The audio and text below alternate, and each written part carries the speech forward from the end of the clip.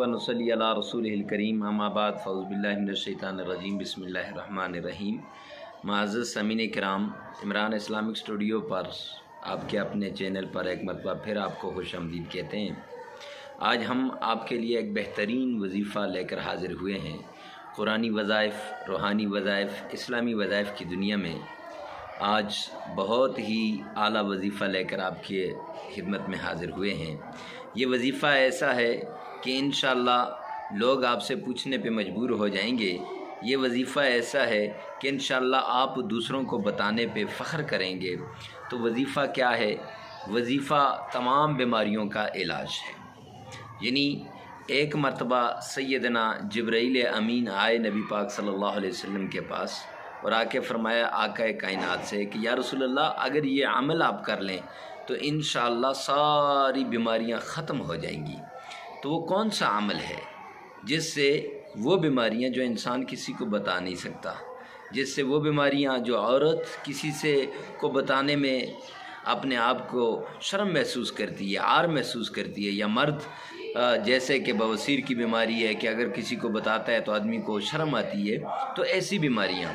तो इसके लिए मेरे भाइयों बहुत आसान सा वजीफ़ा है। पहले तो आपने करना क्या है, पहले तो आपने जब बारिश हो तो बारिश थोड़ी सी हो गई, उसके बाद आपने एक प्याले के अंदर या एक बर्तन के अंदर बारिश का पानी जमा करना है। इतना पानी हो कि वो 7 दिन तक वो चलता रहे।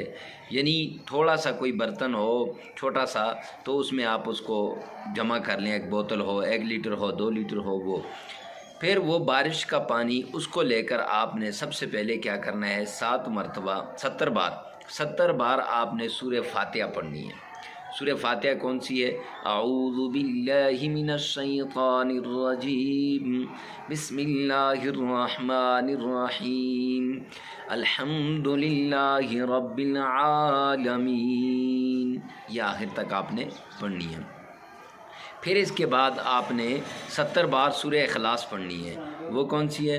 अऊज़ु बिल्लाहि मिनश शैतानिर रजीम, बिस्मिल्लाहिर रहमानिर रहीम, कुल हुवल्लाहु अहद, अल्लाहुस समद, सदक़्ता या रब्बल आलमीन।